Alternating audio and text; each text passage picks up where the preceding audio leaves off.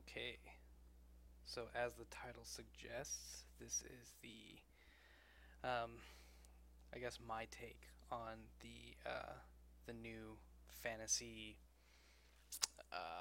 What do you want to call this? Expansion, edition, version, scenario pack. Probably D, all of the above. But this is my take on it. It's not going to necessarily be going through the like the nitty gritty of the rules and points changes and stuff. Just because I don't, this is my first review. I don't know exactly where the gray areas are as far as um, what I can safely say and what I can't. So I've seen a lot of these reviews. I'm gonna try to kind of follow in the footsteps of other reviews that you can see on YouTube for different things. Um, So this is going to be kind of like my review. There's no set limit, so this could be really short or it could be super long. Um, I'm hoping it'll be probably somewhere in between. I don't want to run on terribly long about it. Although I have to say I'm pretty excited about it, so I could babble a little bit. You've been warned. It might be it might be a rant, or not a rant, but a bit of a waffle, as you will. So basically, 40K or Games Workshop, um, in lieu of the changes that they made to 40K, it looks like they have come out with kind of a fantasy version. It seems like just right off the bat, my assumption is they're kind of trying to bring.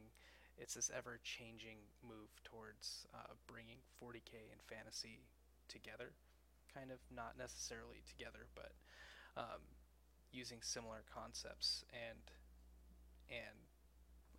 rules changes. So, for example, when Seventh Edition for 40K came out, they got like a psychic phase where you kind of do Winds of Magic a little bit. It's called rolling for warp charges, but it's basically the same thing, with minor differences to accommodate the different rules on the base level. But that being said, I think after reading this book and getting into it a little bit, I think that's kind of what they're trying to do here. Is it's another move towards bringing everything more in line.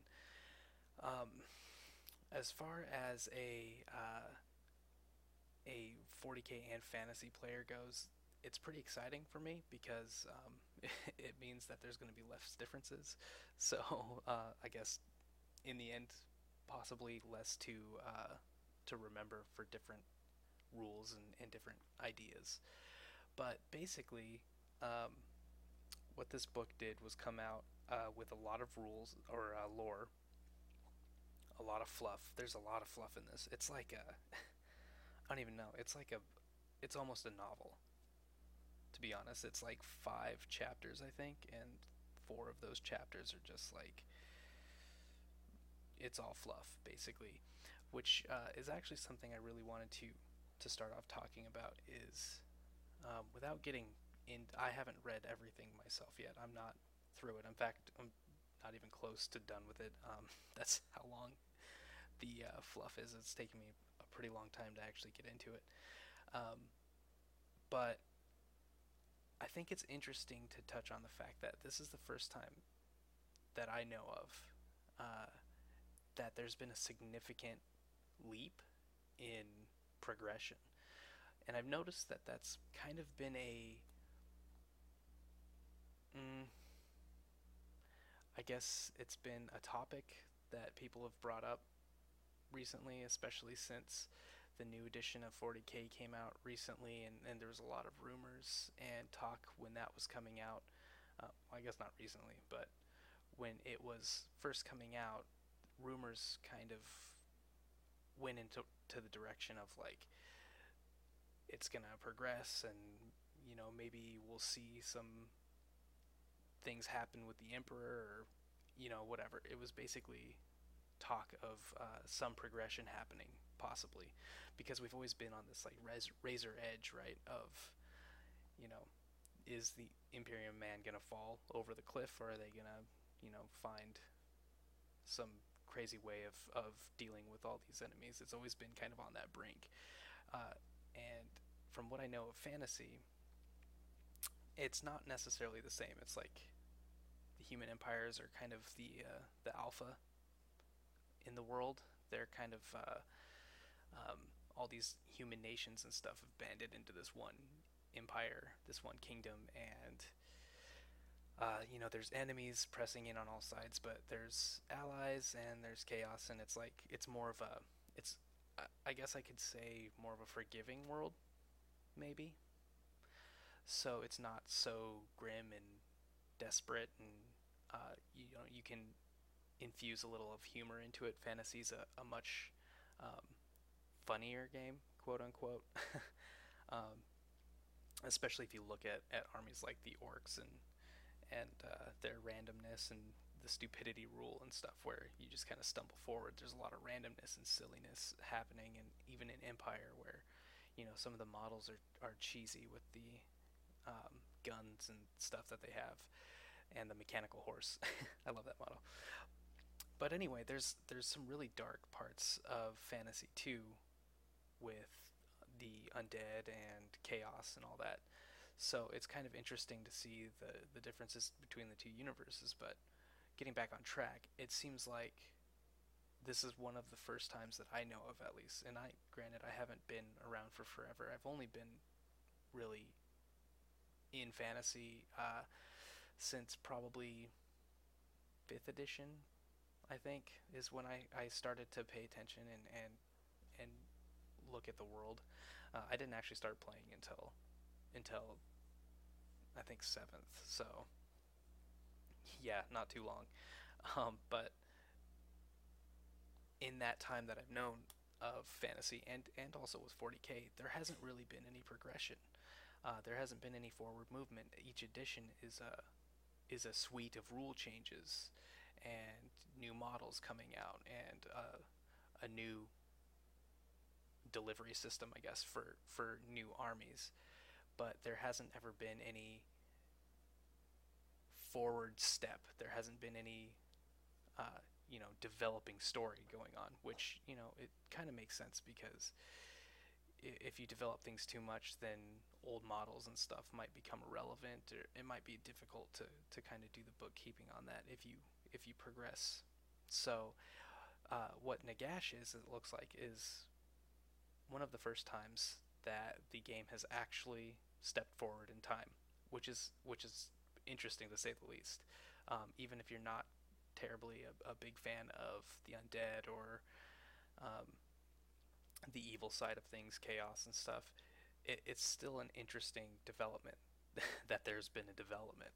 Um, and in general, I don't want to go too much into the story, but I think in general, what's happening is the dark gods, the chaos gods, are kind of getting bored with playing the little games that they play with the mortal world, and they're just kind of bored. So they're basically like, all right, it's time. Let's move south and actually mean what we're gonna do, and let's try to make something happen. We're done with the games. And then sensing this, uh, Archon the Black and Manfred, who's a vampire, they basically ally together through a number of interesting ways, and they band together and put forward this plan to basically resurrect Nagash, or Nagash. I don't know how you pronounce it, but basically the main big necromancer that died 1,000 years ago, and before that he was the first necromancer ever. Um, and so they basically put plans in order to raise Nagash and unite the undead, and basically bring an end to uh, the mortal world. And they have to step their plans forward, because chaos is basically done, and they're marching. And if the undead don't do anything, then they're going to just be kind of crushed beneath the weight of the legions of chaos warriors and beastmen and stuff.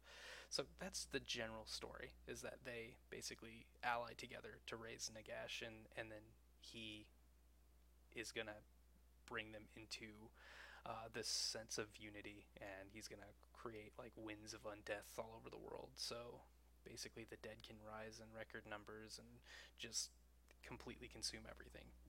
And where the game starts, it's a little bit obscure because there is actually presents how many? Uh, I think it's like nine, something like that. Let me look.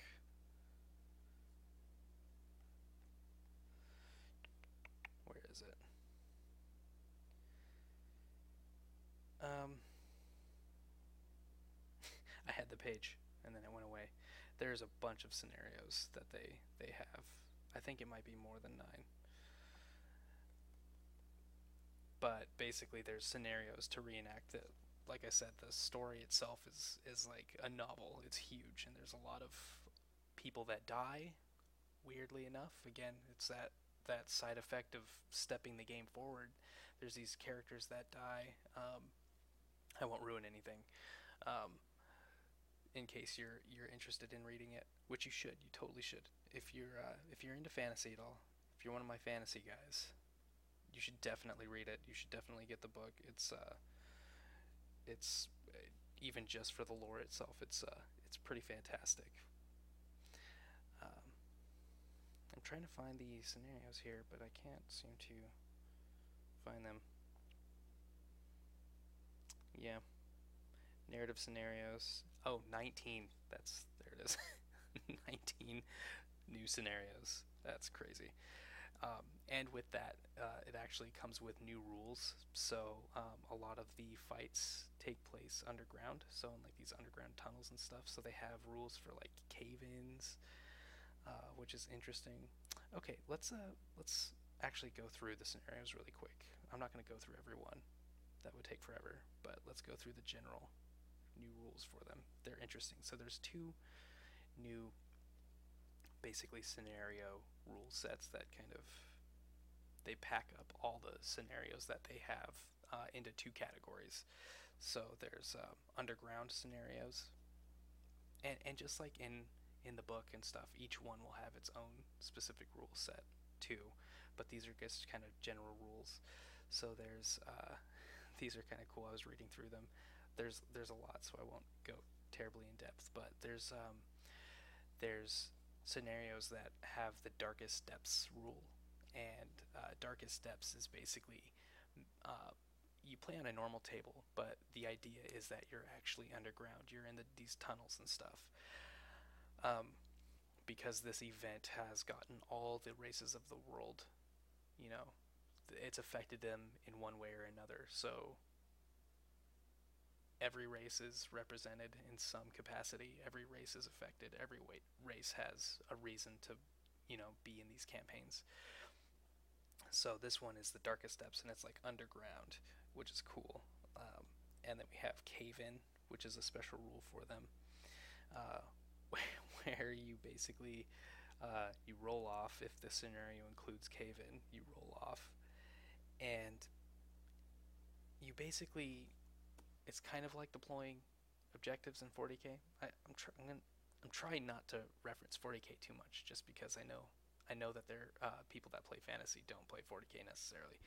But for my 40k guys, it's kind of like setting up objectives. For those that aren't in 40k, basically what you do is you take 6 markers and you roll off to see who places the first one, and then you basically take turns after that, placing an objective or a little marker wherever you want, like right next, probably next to a unit. So you place these markers. They can't be within 6 inches of each other. So you place 1, 2, 3, 4, 5, 6. You count them out, and then after all 6 are placed, you actually roll a dice, and whatever number that lays on, you basically put a blast template over that marker, and everything underneath that takes a what is it?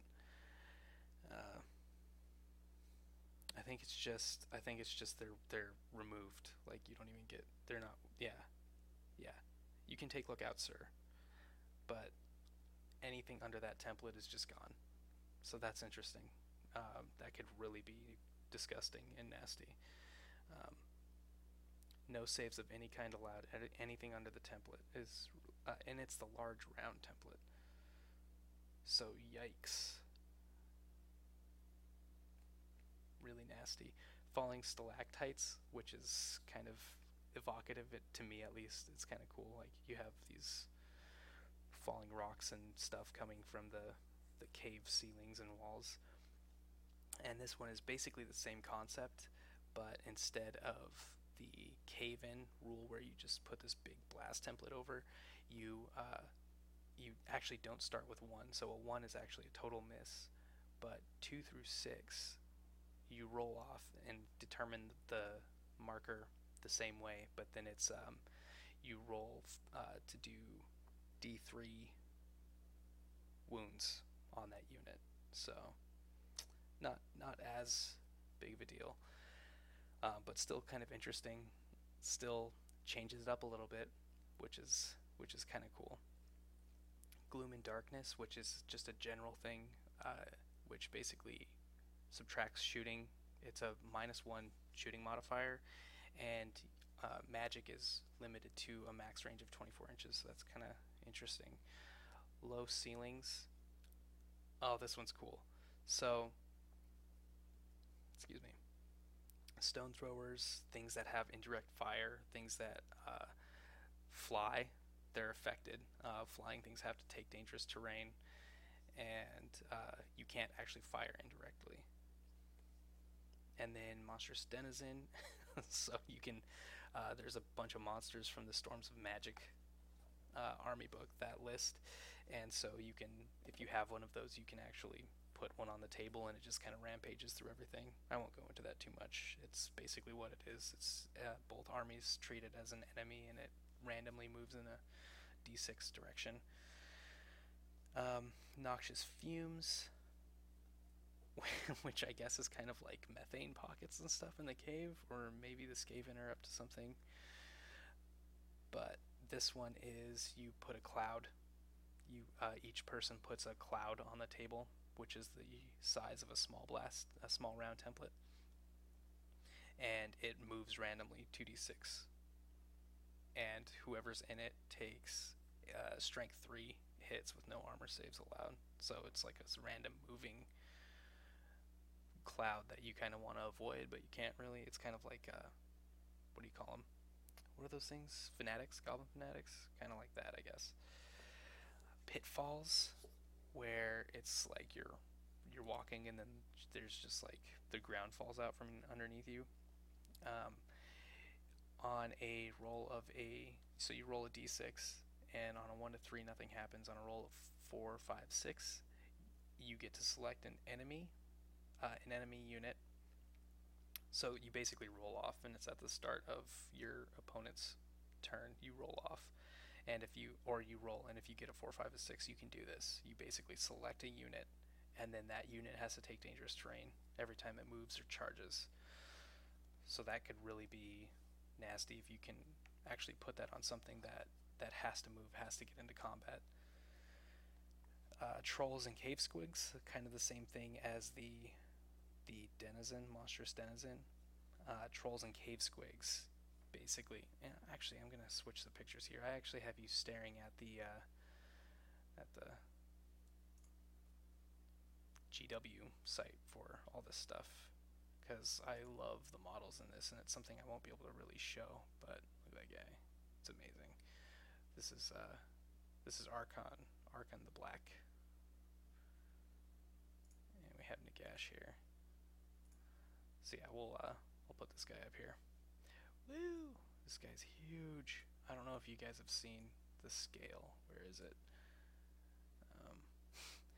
I totally got sidetracked by looking at this model. Ah, there it is. Did you see that? That is insane. Look how huge that guy is. That's a skeleton. This dude is massive. Alright, so let's put this guy up here. He's cool. Alright, so trolls and cave squigs are essentially the same thing as the denizen. If you have trolls and squigs, you can basically put them in an area and then you treat them as enemies. Um, then there's special rules that actually apply to fighting in Darkest Depths mission. So basically, the scenario will have the rule Darkest Depths, and all of these things might apply. Tunnel Fighters is actually a bonus if you have a unit that has Tunnel Fighters units in the scenario. Uh, then they actually ignore all those rules, aside from the monster ones. So they actually, um, well, not the cave-ins. They're affected by anything that your opponent does, but the gloom and darkness, the range restriction, or the uncertain footing, which is um, cavalry monsters, cavalry chariots must take dangerous terrain whenever they march, just all the time. That's just a thing that the scenario has all the time. And underground underground maze is kind of silly. Basically, you mark off certain areas of the battlefield, and any unit in it has to take stupidity. Yeah, like you're getting confused and turned around and stuff. Weird. So Tunnel Fighters ignores those two rules. Noxious fumes, I guess they know where the pockets of gas are. I don't know. And gloom and darkness, they ignore that range restriction and they ignore uncertain footing. So basically, they have all of those things. And then the other one, the one that I'm personally excited about. So that's the Darkest Depths rules set. And then the other one I'm excited about, really excited about, is the Haunted Battlegrounds. So this basically uses terrain, a couple of terrain pieces that grant different things. I won't go through them, but the general rules are, so it's just kind of like GW's been doing this lately, where they have all these terrain pieces that they have, and no one's buying them because it's cheaper to build them, frankly. And there's a lot of cool terrain companies out there, so you just buy kind of third-party stuff and call it good. So I guess they were seeing low sales from that because these last couple of rules updates that they've put out, these major rules updates, have had specific purposes for their terrain pieces. So now you can actually buy the Haunted Forest and the Garden of Moor, which I think it consists of like several pieces: the Statue of Moor, Restless Crypts, and Ghost Fence. Yeah. So basically, they have these rules for their terrain pieces, and if you're in them, the rules are as follows. You could have Death on the Winds, which basically reduces lore of death, lore of undeath, lore of vampires, and lore of Nahikara, which is limited effectiveness unless you have those lores. I guess everyone has lore of death, and everyone now has lore of undeath as well. So, but lore of vampires and Nahikara will only be undead legions, which we'll get into in a second. But basically, every spell from those disciplines are reduced. Their casting value is reduced by 1. So that's really cool, to a minimum of 3. So you can't reduce it below 3. And then there's Haunted Terrain, where you have a rule set for things that are haunted, which get that heavy with death rule, and then some specific rules that, I don't know, will be terribly great. But yeah, this one has shade haunts. So the Haunted Forest has shade haunts, where units with the ethereal rule that's inside of them, I guess, they get +1 strength. So meh. The rules themselves, quite frankly, are kind of underwhelming. They're just kind of interesting, fluffy things. But I think it's cool that they have like haunted things now, because there's so much death going around. The big rule is heavy with death. So anything that has heavy with death, you get the -1, which is cool. Yeah. All right. So that's the scenarios. Basically, your scenarios will either have both of those or one of those rule sets in most cases. And we can actually go through each scenario later, just list them out, give kind of a general overview. But let's move on to the big rules changes, the ones that are I should put like a little timestamp here, say if you really want to know the importance. Yeah, if you want to just skip to the good stuff where the big things are, skip to the 25-minute mark or whatever it is right now. So it's already so long. Okay, so let's go on to the lore of undeath, which is one of the big changes that this is introducing. The lore of undeath is basically well, it's not basically, it's straight up a new discipline that is general. It's open to anyone that can use it.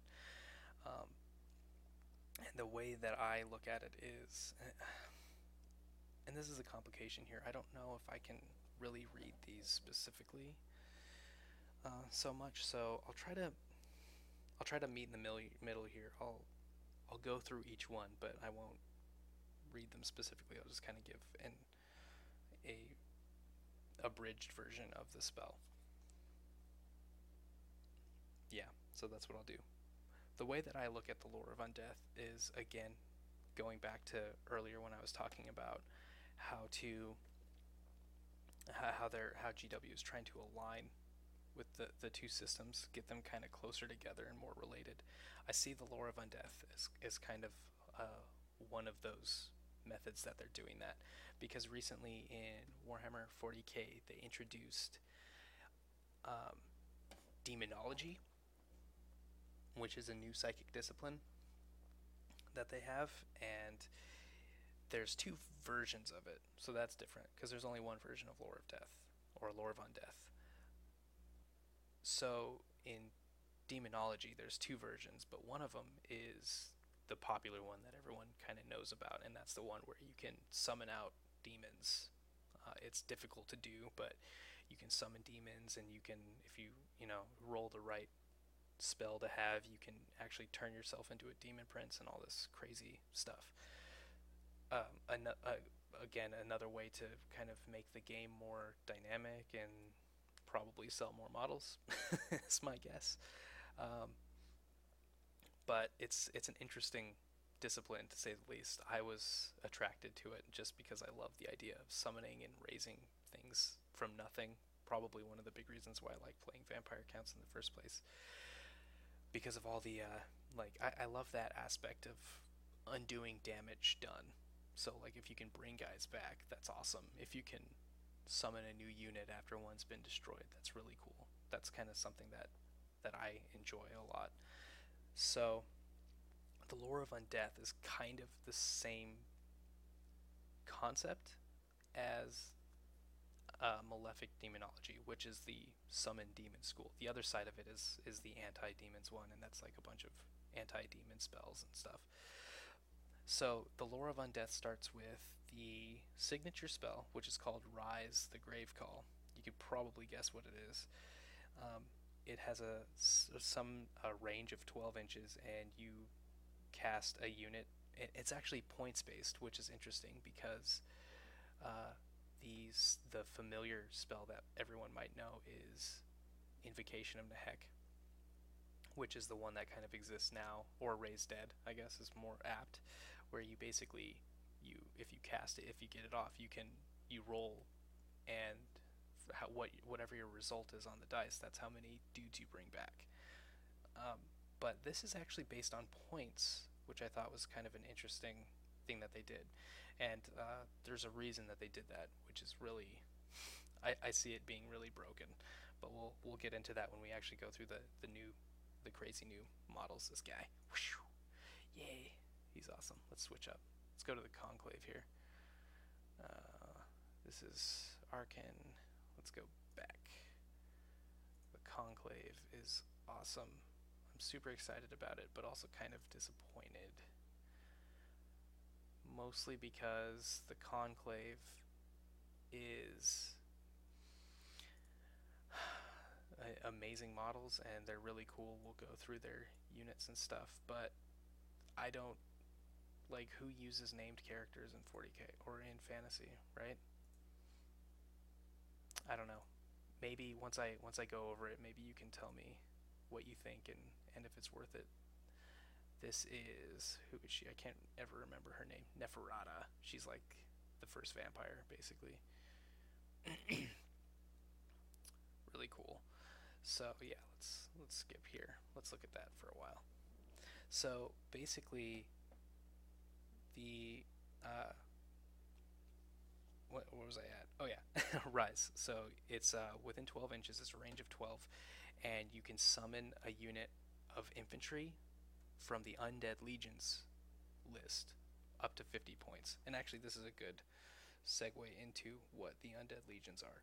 So basically, I don't know if this is if they're gonna to continue on this path, if they're gonna make it even more uh,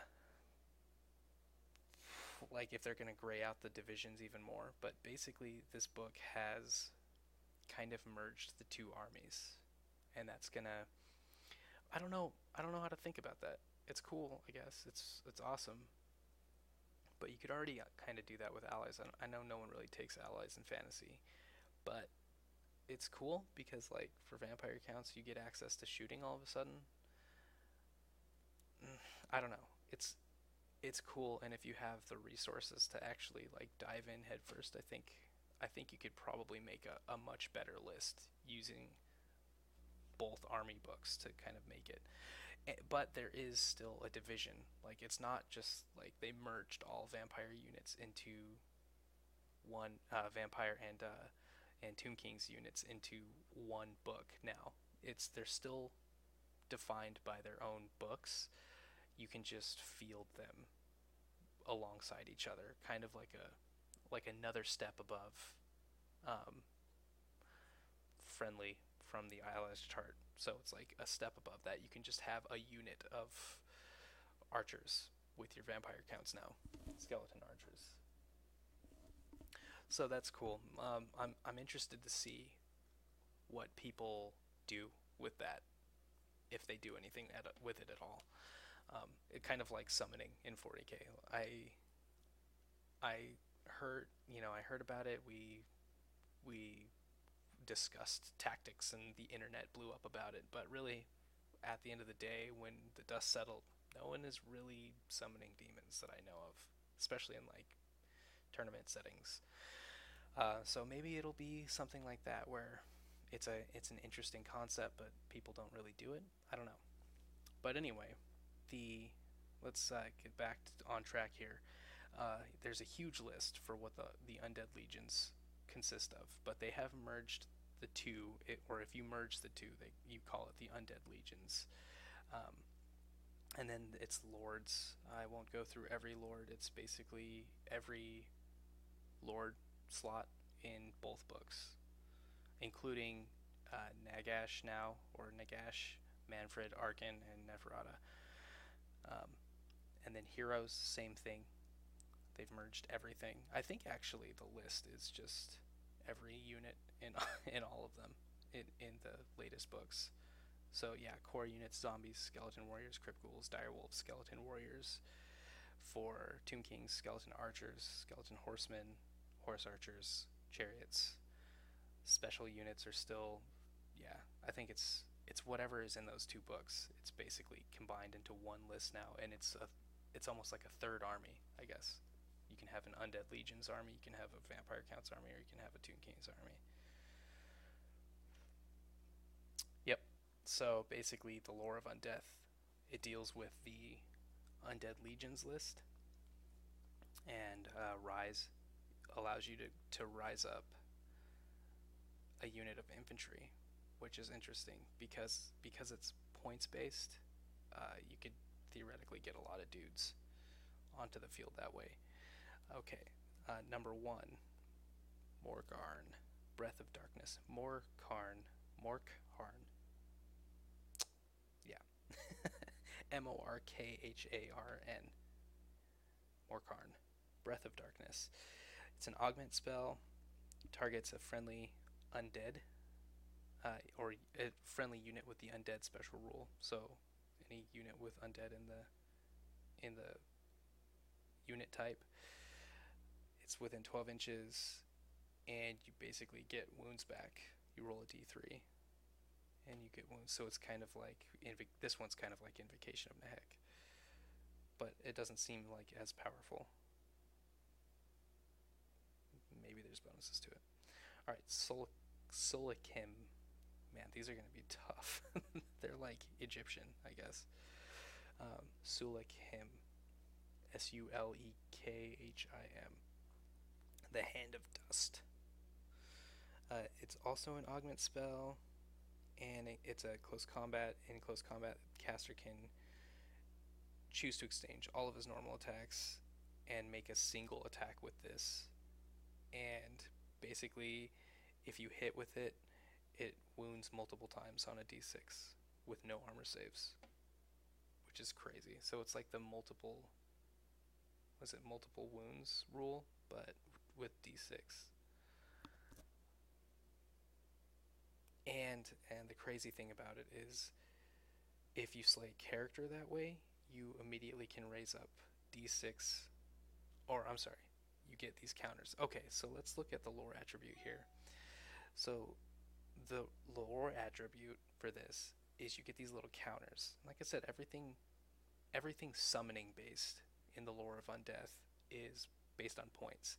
And so a raised dead, every time you successfully cast that, the lore attribute is you get this little coin, this counter, that you basically get to expend and increase that points cost of your next spell. So let's say you cast Hand of Dust successfully, then you get this coin or this counter you put on the table, and it increases your next spell by 10 points. So say after that you choose to summon Rise, you get to actually, instead of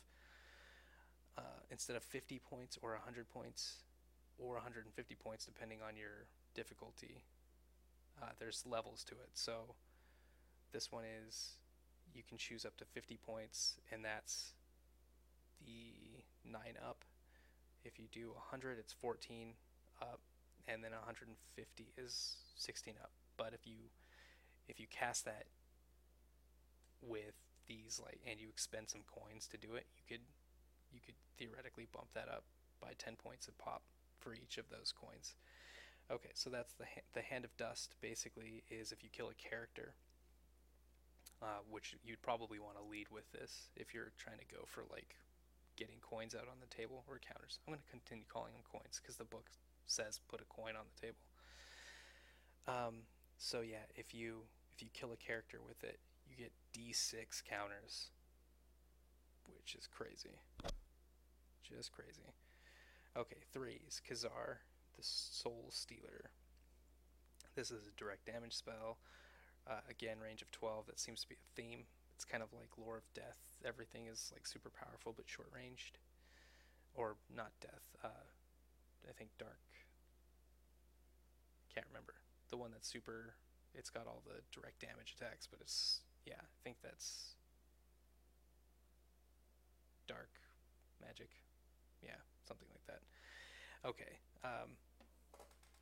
This one is a direct damage spell, and it's based off of leadership. So you roll 2d6 and add 2, and for every point it exceeds it, you take a wound with no armor save. So it's kind of like a, I don't know,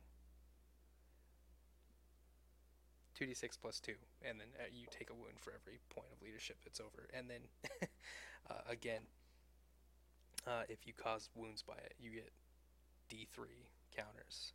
So you can actually use that as a pretty effective force multiplier if you have a good magic phase and just blast out units. Razkar, the Abyssal Swarm. This one is kind of like Rise, but it's for swarms. War beasts or swarms. 75 points at difficulty level 10 and 150 at difficulty level 16. Kandarak the Harbinger.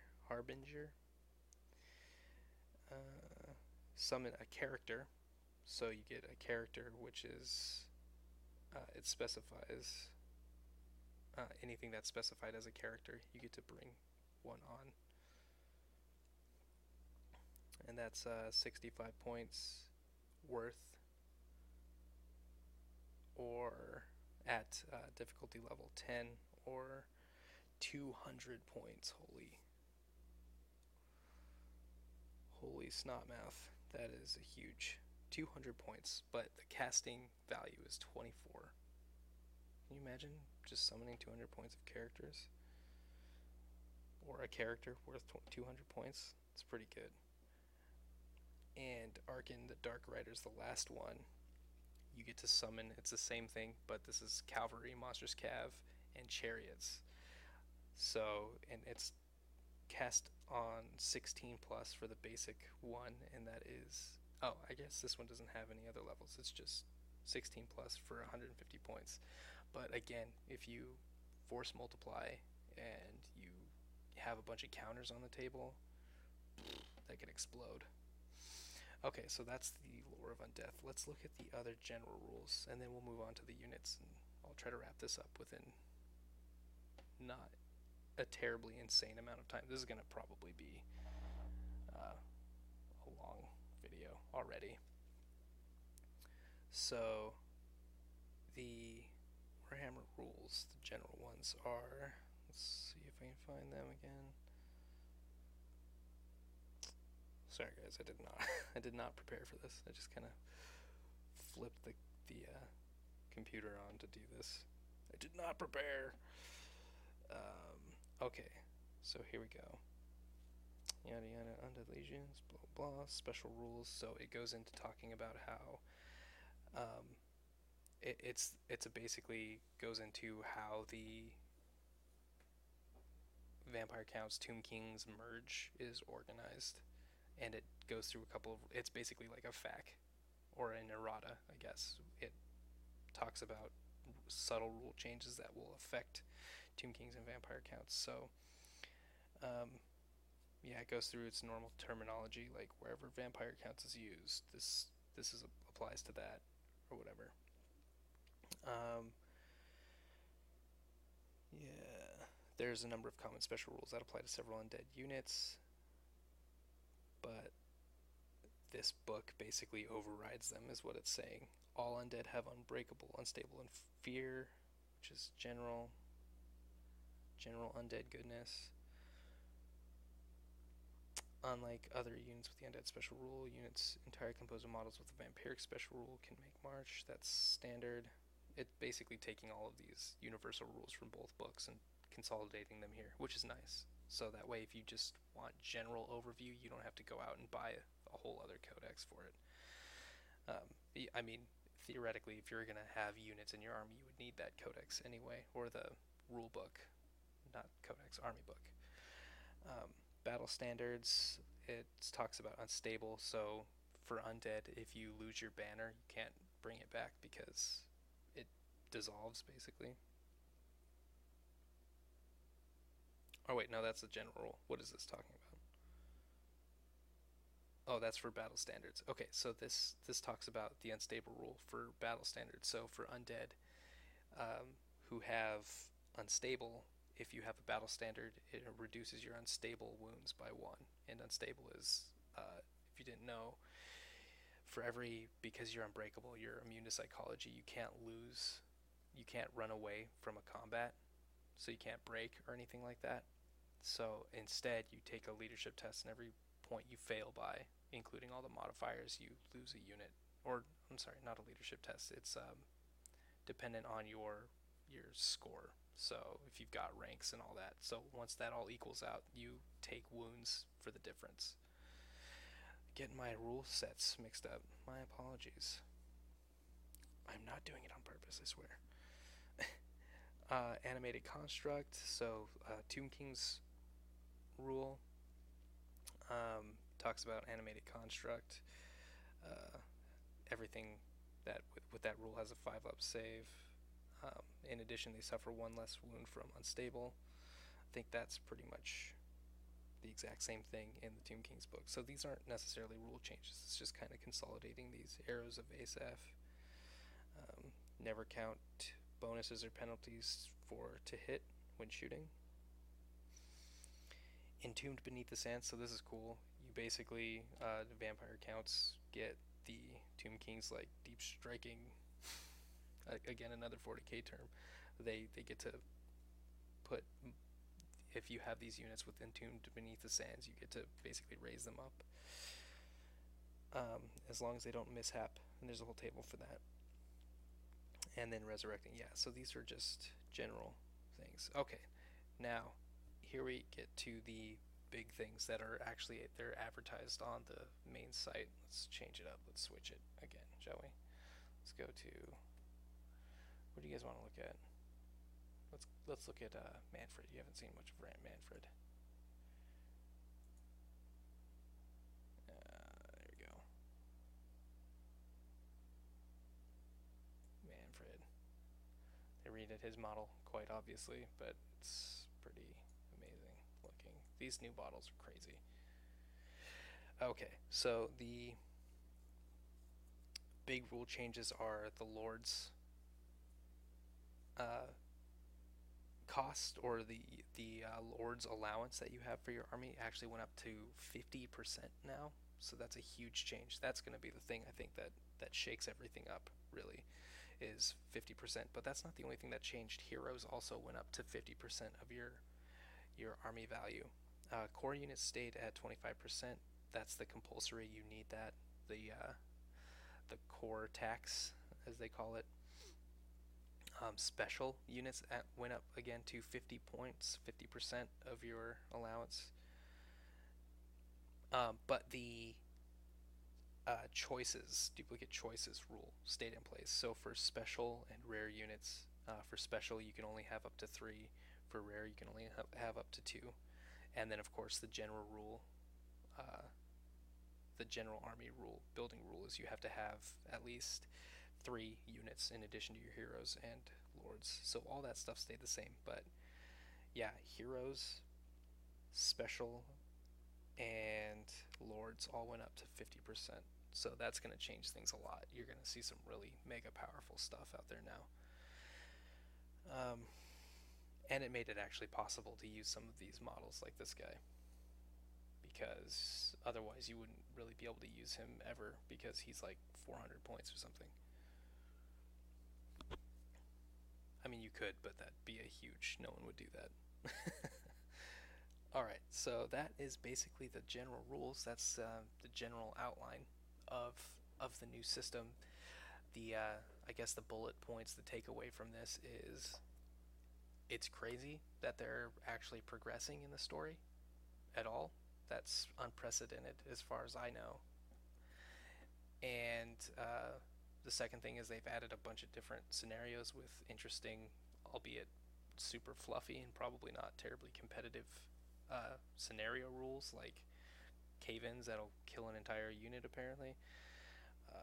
So there's a bunch of new scenarios that they added, step forward in the story, added a bunch of scenarios, and then changed the general rules of the game. And this is the thing that I'm kind of intrigued with, because I don't know if this rule exactly, maybe someone out there knows. It was really interesting because this was kind of a silent release. Like, they didn't really talk about it, and as far as I know, there hasn't been a whole lot of talk on this yet, as far as discussing what it means to the overall system or what it's going to mean to the normal game. For example, like, if you're playing just normal 40k and you don't have the Nagash book, do you do the 50% thing for your units? Like, I don't know. That's the thing that I'm kind of confused about, is there's a lot of mystery around this release, it seems like. And even after things came out, it's like no one was really talking about it. So I'm going to go ahead and assume that they're like wide-reaching army changes now, because now you're going to see like undead and undead legions in the game now, and you're not going to be able to not play them, I guess. So I'm going to assume that they're changing the main core of the game. So in a way, it's kind of like a, not even an expansion, almost like a really beefy, I don't know, errata, I guess. It's like a 500-page errata where it changes these big things and adds new units that change everything. So anyway, moving on, that's the, and then the general rules for army composition. Those are the main takeaways, I think, so far. Now let's go into the units. Nagash himself. This dude is insane. I know I can't say points, costs, or anything like that. So suffice it to say, um, you would need at least a 2,000 point army, probably around that, to field him, to even have him in your list. Um, yeah, he's really, really, really expensive. But I mean, as single creature, he's insane. And again, I don't know if I can say exact stats, but he's basically you can take what's the most powerful? Is that the Sun Dragon? Is that the most powerful dragon from the High Elves? You basically take the most powerful dragon that the High Elves have access to and like add +1 to all of their stats, and that's what Nagash is. He's insane. But plus, it boost up the initiative by a bunch and the attacks by super a bunch. Um, and that's basically what he is. Now, his interesting things, he's got like 12 million rules. He's a level 5, so it breaks the rule for that. He's a mastery level 5 wizard, um, which is crazy because he also has this rule called the Nine Books of Nagash, where uh, he knows 9 spells. He knows 9 spells. Let that sink in for a second. 9 spells. You can basically take, and he's got access to, what is it? Lore of Vampires, Lore of Undeath, Lore of Nehekara, Lore of Death, and Lore of Light. So you can basically take one of those disciplines and just choose to know that entire discipline. What? That's crazy. But it does say, it goes on to say, one of the 9 is always Rise. So that summoning the troop or the infantry, that one's always the one that he knows. So you basically have 8 spells to choose from. So it's basically like you take Rise, and then you take an entire discipline, and then you have, what, 2 more left over? Crazy. So he's got that, and he's a level 5 wizard. It breaks that rule. It specifically says, like in parentheses, the level 4 cap doesn't apply to him. He's Arc Necromancer. You can reroll miscasts. Death Magic Incarnate. Okay, so this is where Lore of Undeath can really spin out of control. So where is it? Oh, it's the Supreme Lord of the Undead spell. When you cast something from the Lore of Undeath, you triple the points worth, including counters. So you basically have 3 counters out. You want to choose Rise. You cast it on whatever, but you choose 150 points, the big one. Why wouldn't you? Choose the big one, 150 points worth. Say you've got 2 coins out. Or let's say you have 5 coins out to make it easy math. So you can increase that up to 200, and then you triple that. So you can put a unit worth 600 points on the table, theoretically. And he also triples the range. This guy's crazy. Death Magic Incarnate, the one I was talking about before. This one is if you're within any unit within 12 inches of him. And this is another thing that he kind of stacks with. All these units are like they stack things, which is interesting. This one is if he's within 12 inches of a unit, that unit takes 2 fewer wounds due to the unbreakable or the unstable rule. So if you've got a BSB in there and he's close by, and there's a couple other units in this book that do that, you can like decrease the unstable wounds by a lot. So that's interesting. Large target, fly, or I'm sorry, he does not have fly. Large target, terror. He has terror, and he's obviously undead. Now, to his magic items, he has the 9 books, which is an arcane item. He has Alkanash, the Staff of Power. If you're familiar with the Black Periopt from the Vampire Counts book, I don't know if the Tomb Kings have something similar. Maybe that crypt thing does it. I don't know very much about Tomb Kings, sadly, but basically it's like the Black Periopt, where you can store up to 4 power dice. So it's a supercharged Black Periopt. Black, I think that thing only does 2. So you can store up to 4 dice from your magic phase into it. But the crazy thing is, Um, you can use it. So there's two things that are crazy about it. You can use it in the ensuing magic phase, and if you do that, you can actually choose to use all four to increase your maximum hand size for a single throw. So you can actually throw up to, I think, 10. Yeah, you can throw up to 10 dice at a single spell. Again, apply that to Supreme Lord of the Undead, where you're tripling things, and choose the biggest, nastiest undeath spell you can. I mean, you could cast out, like, I don't know, like, if you do it right, like 10 Blood Knights. Why not for free? Sure.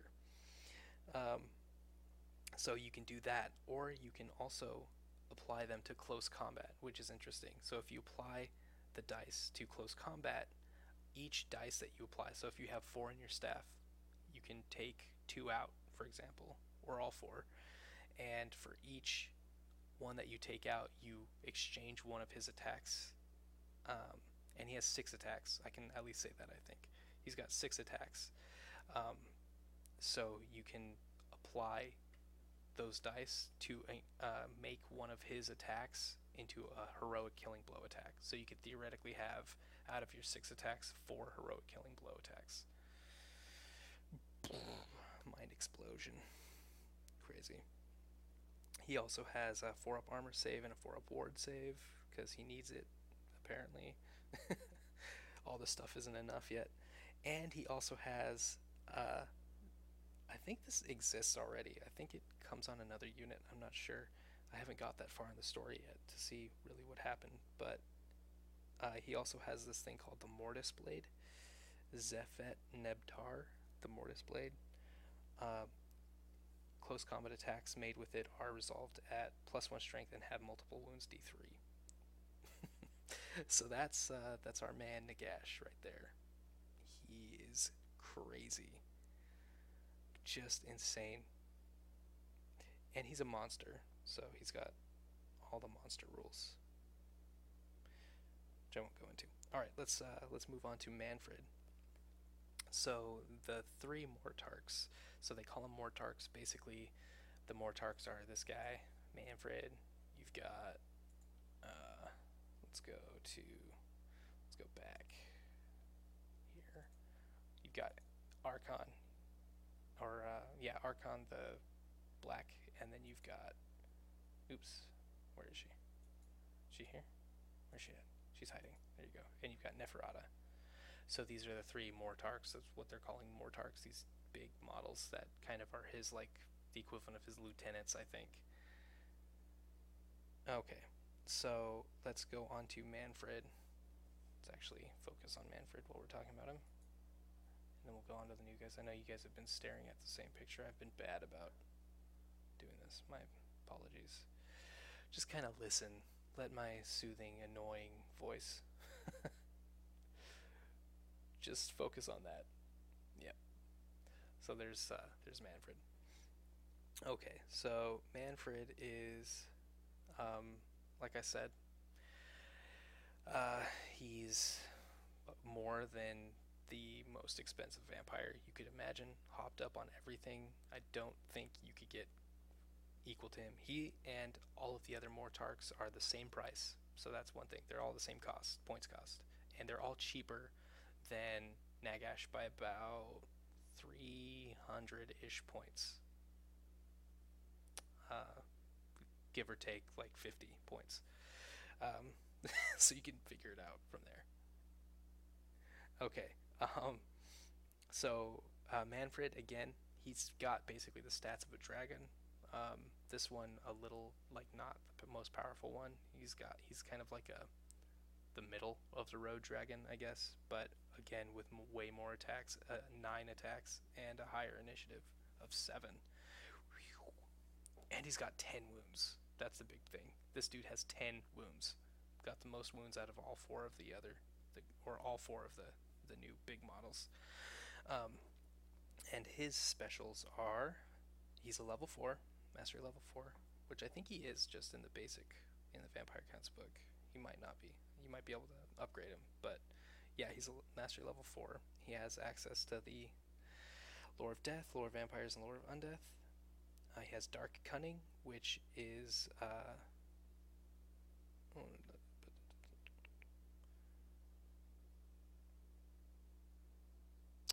right. So at the start of each Fenris magic phase, after you determine the winds of magic, you can remove up to 3 dice, and for each dice you remove, you add that to his attacks characteristic. Now, he has 9 attacks, like I mentioned before.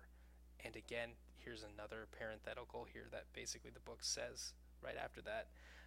This can take his attacks above 10. So it's another exception to the rule. So basically, I think they're trying to get across that these 4 dudes are like more powerful than anything in the world because they're breaking these like ceilings that you can't normally go above. So he can go above 10 attacks. Um, I mean, if you remove 3, he can go up to 12. So just insane. 12 attacks. Feaster of Souls. Now, consider that he has so many attacks. Feaster of Souls makes it so every time he causes an unsaved wound, you roll a d6 and he gains a wound back if you roll a 6 on that. Which, I mean, if you're rolling 12 attacks, you're going to roll an average of, at least 1, maybe 2.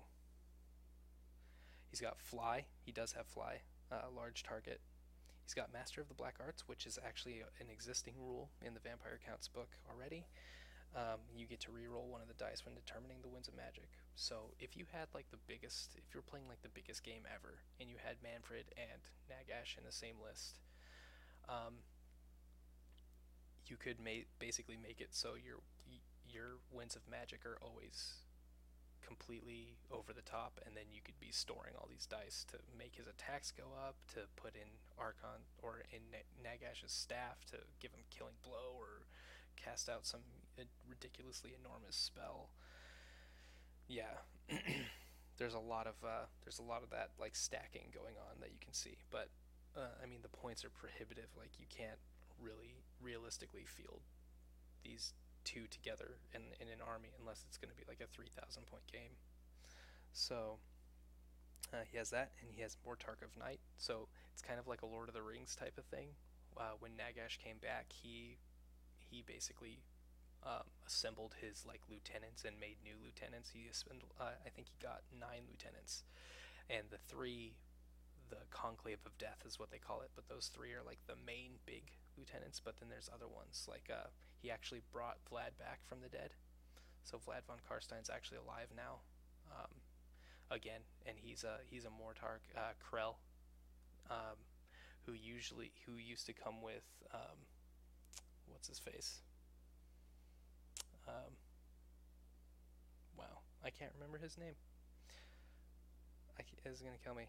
I gotta look. Hold on. You're like, just get on with it.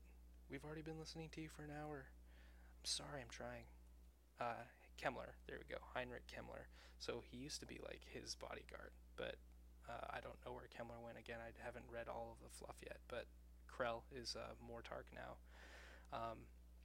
And then there's a couple others that don't have models in the game or anything. But all 9, sadly, this is something that I was interested in finding out if maybe a couple had been left out, so you could possibly make like your own Lord Mortarch. But sadly, all 9 lieutenants are named. They have names. They just don't exist in the game itself. So he's the Mortarch of Night. This guy, Manfred. And so what he does is, if you cast Lore of Undeath, you get to double the range. So Nagash triples the range and points cost. This guy just doubles the range. And you can probably assume another one will double the points cost, but not the range. So that's Mortarch of Night. He also has Terror, Undead, and Vampiric. His magic items are a Sword of Unholy Power. Every time he causes an unsaved wound, you gain an extra dice. Again, here's that force multiplier coming into play. Every time you cause an unsaved wound, again, consider you can theoretically have 12 attacks. Every time you cause an unsaved wound, you get an extra dice at the start of the ensuing magic phase. And you can get up to 5 dice this way. Just crazy. Armor of Templehof, which already exists in the game. That's his normal 5-up armor save, but it is increased to a 4-up because he's on a mount. And that's another thing I should mention. Even though all three of the Conclave of Death are on a mount, the mount does not actually have a stat line. They've been combined into one stat line. So, and also you get +2 wounds for that, which has already been included. Which is why he's got so many insane wounds. Okay, Archon the Black. Let's go to this guy. Here we go. This dude. He was kind of like Nagash's main right-hand man before he died 1,000 million years ago. Okay, Archon the Black. Again, he's about the same stats as with changes. He's got 8 wounds, for example, and only 7 attacks. Only 7 attacks. There are stat changes, but he's about the same, again, as a middle of the road dragon. With armor and crazy attacks and, mastery levels. Okay, so he's also a mastery level 4. You get Lore of Death, Lore of Undeath, not Lore of Nehekara, which I thought was kind of interesting. Feaster of Souls, special rule. At the end of the close combat phase in which this model is caused an unsaved roll a d6. On a roll of 6, it gains 1 wound. Oh, that's the same thing. First of the Mortarks, so he's the first Mortark, so he actually gets 2 Mortark rules, apparently. You suffer one wound less than you normally would for the unstable rule. So if he has to take an unstable test, he suffers 1 less. So if you put him with Nagash with a BSB, or close to a BSB, again, that's stacking. You can take a lot of possible unstable wounds off. Fly, large target, Mortark of Sacrament. This is his main thing. He doubles the points worth. So Manfred doubles the range. This guy doubles the points worth for summoning spells from the Lore of Undeath. And he's also got Terror and Undead. He's got the Tomb Blade, Zephet Kar. For every unsaved wound, this is completely insane. For every unsaved wound he caused, he immediately regains a wound. No rolls. He just gains a wound back for every wound he causes.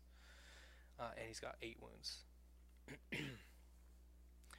But you can't regain more than 4, so it's up to a max of 4. So at least they were kind enough to put a cap on it, right? And then he's got the staff, the Staff of Spirits, Kenash on the Staff of Spirits. I like how all of these weapons are like named relics, like legendary items and stuff. I think that's kind of cool. The staff can be used to store up to 2 power dice. Again, here we are storing dice and playing with the winds of magic. So you can store up to 2. So this is kind of like a closer version of the Black Periopt. And then you can remove those dice to expend in your future magic phase. And you can also increase this. So this has got the same rule as the Nagash weapon does, where you can actually use it to increase your hand size as well. So if you want to throw both dice, plus 6 more, you can go up to 8. So you can cast 8 dice at a single spell. So he's crazy. I think his thing is kind of like, he's not as impressive stat-wise, but I think with his weapon where he just gains wounds, I think he's going to be kind of like a blender where you just can't kill him because he'll keep getting wounds back and not taking unstable wounds. And then finally on to Neferata, and I think after this we'll wrap it up. Okay, so Neferata, here we are. She was like the first vampire. And I think lore-wise back in the day, I think she was like close to Nagash, and then when things started going south for him, she kind of deserted him, and so she was afraid that he'd be pissed off about that. So that's kind of her thing, and then she's come back apparently to help him out, or maybe he's forced her. Who knows? I haven't got that far in the fluff yet. She is, again, we're looking at dragon stats. She's got 8 wounds, initiative 9, 8 attacks. And again, these are all the same points. These guys are. The Conclave is. She's only a level 3 wizard who uses lore of death, lore of shadow, lore of vampires, and lore of undeath. Again, no lore of no Tomb King's lore, which I thought was interesting that that's kind of absent. She has always strikes first, which is cool, especially with initiative 9. Feaster of Souls, which again that allows you to get a wound back on a d6. Fly, large target. Her Mortark rule is Mortark of Blood. Um, I love this one. If I was to actually pick a character to have in my army, it would probably be her for this reason.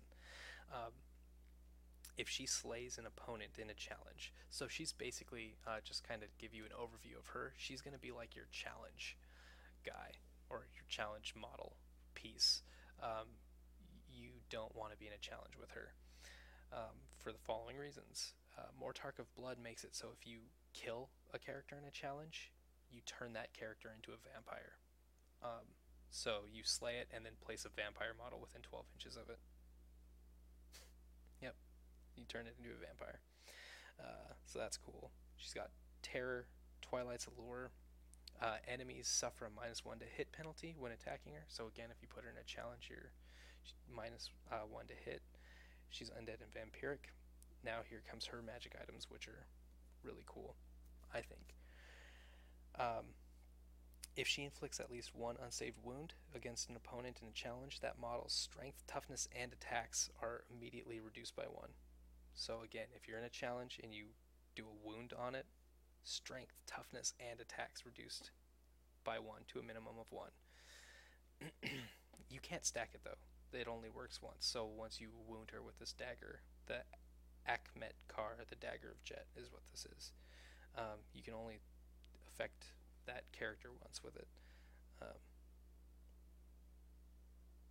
Yeah, so if you're in a challenge with her, you're -1 to hit now because of Twilight's Allure, then and also strength, toughness, and attacks. So that's cool.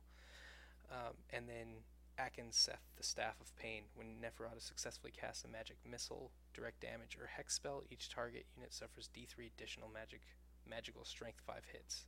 So you basically cast a damage dealing spell, and it does D3 additional strength 5 hits to it. So probably useful. And then it also goes in to talk about Krell and Vlad, but honestly they didn't really change except for the Mortark rule that they have now. So Krell he's the Mortark of Despair, and if an enemy unit fails a fear, terror, or break test within 12 inches of him, he automatically regains a wound, which is cool. He's actually, I think his stats went up. I'm pretty sure his stats went. I think all their stats went up. He's got 4 wounds now. But other than that, he's basically the same. But they're way more expensive. These guys, Krell is the cost of a Vampire Lord plus a couple of upgrades. And Vlad, he is 100-ish points below the Conclave, so he's super expensive as well. And he's basically the same. He was always really expensive, but he has a Mortark of Shadow rule now, and his stats went up, I believe. All enemy units within 12 inches of him suffer a -1 penalty to leadership, and in addition, all shooting and close combat attacks directed against him suffer -1 to their hit. So he's going to be pretty tough to kill, especially since he has a 4+ ward save. His old rules with the Karstein Ring, he has a 4+ built-in ward save, and every time he's removed from play, if you roll a 2 or higher, he just comes back with a single wound left. So yeah, he's going to be tough to get rid of permanently. Okay, and then the final thing is they added a new unit, and I'm going to have to leave it up to you guys. I don't even know if the Games Workshop's site has them on here. By the way, while I've been talking, yammering on forever, I actually have been uploading your next 40k battle report.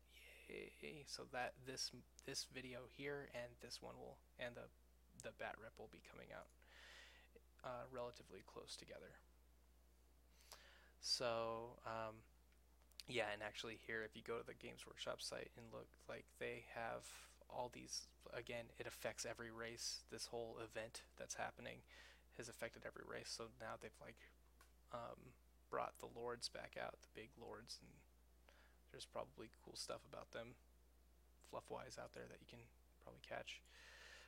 Where is it? Yeah, yeah, that's interesting. I don't think they have models for them yet. They're called Morghasts, and they're actually in the book itself. Um, yeah, they're in the book. You can probably Google it. Morghast, Morghast, Morghast. Google it to find a picture. But basically, they're like a cross between. They're really cool looking. They're like a cross between like gargoyles and like a Vargeist, I think. Is probably a decent description for them. They're really neat. Um, they are pretty expensive. About the same cost as a Vargeist, I think. Maybe a little more expensive, actually. But there's two versions of them. And one of them, so basically there's a base version. And the base version, they're basically the same unit, except for if you pay more, then it's two different separate units, but one of them is like they've got slightly better armor and a different weapon, and then they're in a different slot. So that's interesting too, the fact that they're in a different slot. So the base version, they're called Morghast Harbingers. They are unit size 2 plus, and you can field them in a Vampire Count's army or an Undead Legion's army. So again, they are making that distinction, but you can combine the two now. Again, not Tomb Kings. I think this bodes ill for Tomb Kings, to be honest with you. Like, does this mean that they're going to be getting rid of the Tomb Kings and just merging everything into Vampire Counts? Because, I mean, the lore of Nehekara was mostly gone from the new units, and you can't really field anything in a Tomb King's army anymore, or any of the new good stuff. I don't know. What are your thoughts on it? Anyway, the Morghast Harbingers they count towards your special allowance, so they go in the special slot, and they are hover heralds of the accursed one. Again, we're going to be talking about stacking here.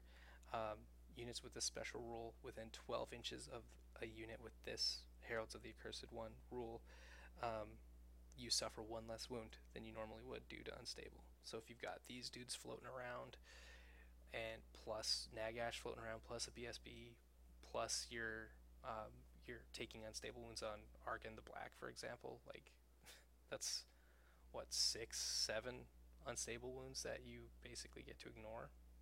Crazy.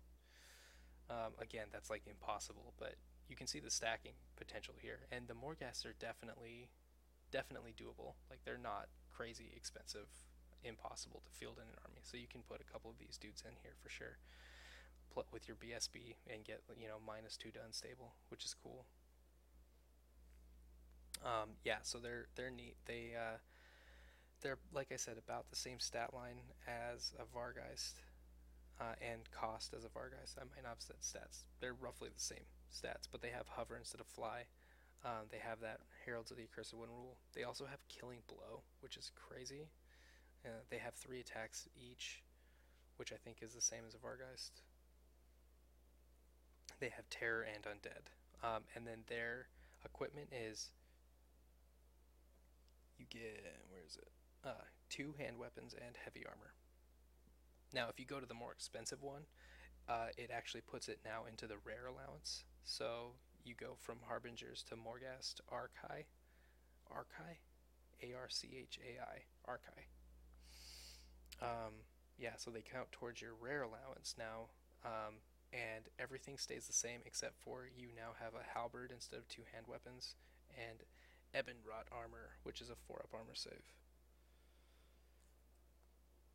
So yeah, I think the biggest difference here is not so much the equipment change, even though halberd is probably pretty nice to have, but 2-hand weapons gives you an extra attack. They have their pluses and minuses, but I think the big thing here is that once you change types, they actually go into different spots, so you can have a lot of these guys potentially, because you're splitting their cost into into two allowances. Okay, and yeah, and then the book basically goes on to talk about other heroes like Valton, Herald of Sigmar, who has he basically got, I think, a couple of rule changes. Chosen of Sigmar. I don't actually know anything about him, guys, so I really apologize if I'm reiterating what he already has. But he has immune to psychology, awesome presence, which gives everything within 6 inches of him stubborn, iron resolve, and Chosen of Sigmar, which is a 4-up ward. Plus, once per game, you can roll D3 and add that to your weapon skill, strength, or attacks characteristic. So that's pretty cool. He's pretty expensive. Let's see. Crom the Conqueror. See, Eye of the Gods. Yeah, I think this exists already. So you basically have the Eye of the Gods, Immense Pride. You have to always accept and challenge, or accept challenges. Wow. And even if you have other units with Eye of the Gods special rule, you still have to accept with him because he's got an Immense Pride. And Way of the Warrior, which is you declare whether he's using a hand weapon, shield, or two hand weapons, and he's treated as having those until your next combat phase. If Crom uses a hand weapon and shield, the shield adds +2 to his armor rather than 1, and a parry save of 5 instead of 6. And if he's using 2 hand weapons, he has 3 extra attacks rather than only 1. So that's kind of cool. I don't know if he has that already, but that's neat. Grom the Conqueror. And then we go into the narrative scenarios, and we'll be done. I swear. And I'm not going to talk very much about the scenarios, mostly because I haven't read them that much. But there's 19 of them also, so I'm going to really run through them pretty quick. So first one, and again, so basically the book is a series of events that happen, and a series of battles, and it's basically like Archon and Manfred's progression through, like, figuring out how to summon Nagash and then going through the actual summoning process. So yeah, the Battle of Les Maisons Tell is one of the early battles, I think, that happens. And you've got special rules, Death on the Winds, casting value of all spells from the Falling Lords are reduced to 1. So that's that thing earlier that I mentioned with haunted stuff. Undeath Ascendant. If the scenario you are playing has the Undeath Ascendant special rule, all units with the Undead or Hekaran Undead special rule suffer 1 less wound than they normally would due to unstable. So you can continue to stack that. And this is cumulative with Undead Battle Standards, Animated Construct. Yep. Restless Dead. So you have Krell in this army. You basically use Krell, and he has to be the general if he's in the attacker's army. I guess you don't have to use him, but if you use him and he's in the attacker's army, he has to be the general. Restless Dead. If the fortified manor, which is a set piece they have, has been set up to represent the entrance to the abbey, then the buildings that make it up are haunted, and which we already went over. The haunted give fear, basically. And at the end of the shooting phase, all units within 6 inches of the haunted mansion suffer D6 strength 1 hits. So it's like little ghosts that are inhabiting the mansion or firing at you. And then there's charnel pits that surround it. All units within 6 inches of the charnel pit suffer -1 penalty to their leadership. Undead units within 6 have regeneration 6 up. Oh my. And then there's a bunch of other stuff in it. So that's scenario 1. Theodoric's Last Charge. You have the characters in this are Bretonnian Lord, Heinrich Kemmler, Ark in the Black. So I guess that's the reason you'd want the Conclave, all these models, because again, in a normal, standard, typical army, they wouldn't really be suitable, just because they're so expensive. It would be unrealistic to really field them as a lord. Maybe one of the Conclave you could do, but in general, they're going to be too expensive to field in a just normal game. So all of these scenarios are basically where you're gonna want to field them. Like this one, you can have Ark in the Black. Um, in the scenario, Theodoric's last charge, if you have Ark in the Black, he doesn't cost any points. It does not count against the percentage points for lords. So cool. Let's move on. There's a lot of rules to these. So if you want to know about the scenarios, I guess put it in the comments below, and I'll do a separate video just on the scenarios. Let's see, the Battle of Mordkin Lair. You have Count Manfred on his Nightmare, and you have a zombie dragon guy. And this one's against like Skaven, I guess. Death on the Winds, Gloom and Darkness, Uncertain Footing. So this is one of those underground ones. We've got the Fall of Heldenheim.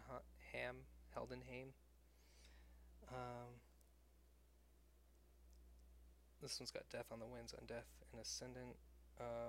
You've got Manfred in this. Enchanted Weaponry. All close combat attacks made by all lords, heroes, and units, champions in the Empire Army treated as magical attacks. Death at the Nine Demons. Eltharion, this one's a High Elves scenario. Eltharion the Grim is taken. Archmage and Prince. And Count Manfred again is in this one. So if you want to play these scenarios, then I guess it's a good idea to have the Mortarks. The Battle of Skulled Chasm. Neferata is in this one, and she has to be your general. Krell is also taken. This one's against orcs. Haunted Battlegrounds and Troll and Cave Squigs. So this is another one of those underground one, it looks like. The Battle of Valaya's Gate Part 1. Yeah, so these are really intense scenarios. Like, they're actually part of the story that's in the book. So this is Part 1. You take Neferata, Krell, and a unit of Tomb Guard. And then the defender is Dwarves, Thoric Ironbrow, and one unit of Ironbreakers. Thoric has to be your general.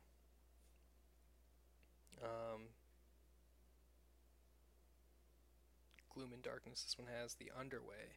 Any table edges that are not part of the entranceway, the two northern tunnels or the underway count as impassable terrain. Blah, blah, blah. Riddle of the Runes, Magical Dearth, Tunnels of Death. So this one's got a lot of special stuff I won't really get into. And it has Tunnel Finders, which I've talked about. The Battle of Valaya's Gate Part 2. This one's orcs. Apparently they're fighting and then orcs showed up. This one also has Neferata and Krell. Moving on. The Defense of Alderfen. You field demons in this one. Great Unclean One is taken. Volton and Luther Huss, Prophet of Sigmar. And Vlad is taken for the undead. Haunted Battlegrounds, this one uses the Auric Barrier closes. So this is like, the scenario is like, I think there's this like portal that's closing. Okay, Death of a Traitor. You have Balthazar Gelt. Volton, Luther Huss, Kurt Helborg, and I think it's like Empire on Empire, because there's like a traitor. Maybe I'm lying. Yeah, so Balthazar Gelt, I think, is a traitor. So he's like summons undead, I guess. I don't know. Again, if you want like a more deep rundown of these scenarios, request it in the comments, and then I'll see if it's worth going through each one. Again, there's 19, so there's no way I'm gonna talk about all these in depth. Heffingen, River of Undeath. You've got Crom the Conqueror, Valton on his barded warhorse, Luther Huss, and Vlad. And this one also uses Haunted Battlegrounds, Breathless, River of Undeath. Yeah, so there's like a river in that one that you has special rules for crossing. Where is it? Heffingen, Fire and Iron. So apparently Heffingen is like this massive battle that happened. So there's multiple parts to it. So there's River of Undeath, which is like a segment of the battle, and then there's Fire and Iron, which is another part of it. Guragath's Doom, Heffingen, Guragath's Doom. This is like a series of fights. It's a big battle that happened. The Battle of Blightwater.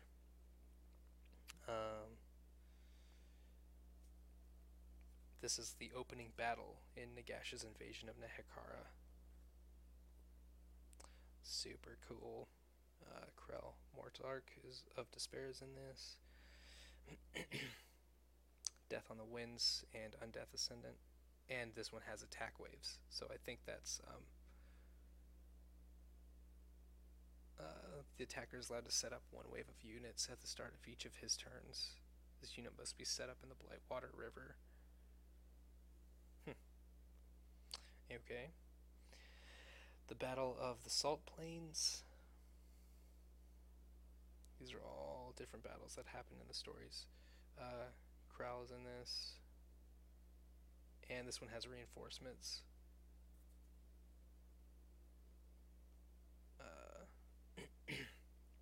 Ambush in the Deep Desert. It keeps going forever. Lord of the Vampire Coast. This one is kind of exciting to me because actually anyone who really pays attention to this channel and kind of my history with vampire counts, I've actually written a story that's up somewhere. I think I put it up last year sometime in July as part of the July painting challenge.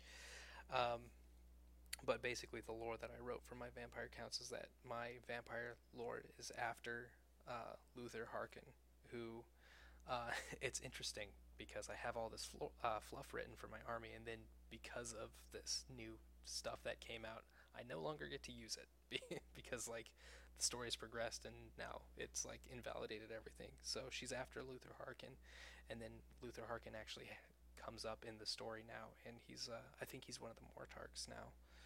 So I got to change some stuff around. And Vlad took his ring back. So my vampire, according to my personal fluff, my vampire lord stole Vlad's ring after he died. And he now has it again in this book, so she has to give it back. Yeah, so Lord of the Vampire Coast, this one has to deal with Luther Harkin. The Battle for Ruined Lamia, this one has Neferata in it. And High Queen Khalida from the Tomb Kings. And it uses the Haunted Battlegrounds rule. The Humbling of Setra, which has Nagash himself. And that's it. That's the last one. So the last one, the Humbling of Setra, that's like the last thing that happened apparently. And I'm not going to talk about that because it'll probably ruin the story a bit. But it has Nagash himself in it. So there we go, and that's basically the book. I'm not going to say in a nutshell because it would be the largest nutshell ever. But yeah, that's basically the book. The interesting things I think, for me anyway, are that that there's so many that like they put so much effort into the story itself. Let's look at some of these things while I wrap up here. There's Nagash's head. Awesome. Yeah, so it's like the story step forward, which is cool, and then they put so much effort into doing that there's like so many. It's like a whole chain of events now that you can play through for scenarios, and the units kind of change a lot. And then the big thing is that the lore of Undeath and the army changes are universal. so everyone can use Lore of Undeath. The 50% increase for lords and heroes, that that's obviously a universal thing. So okay, well that's my review slash kind of report, I guess, on the book in general. So I hope I really hope you like this. I hope it wasn't terribly boring. This is my first review. I hope my voice wasn't too grating on your ears for this long. Um, and I hope you didn't get bored at the, the still pictures for forever. So yeah, I hope you enjoyed it. I hope you got something out of it. And let me know if you want more of these in the future. Let me know if you want a more in-depth view of the scenarios, individual scenarios. And yeah, give me your thoughts.